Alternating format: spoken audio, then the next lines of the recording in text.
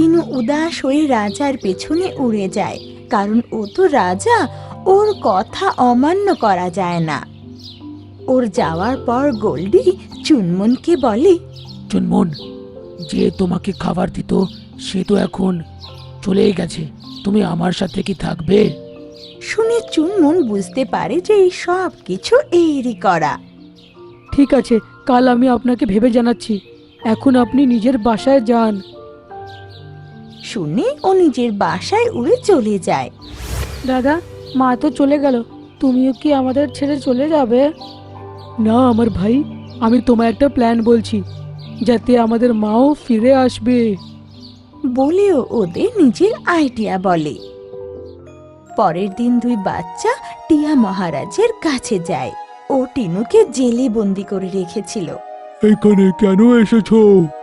মহারাজ, আপনাকে এটা বলতে এসেছিলাম, আপনার বাড়িতে যে চুরি করেছিল সেটা আমাদের মা নয়, অন্য কেউ, আর সে আজও আপনার বাসায় চুরি করতে আসবে।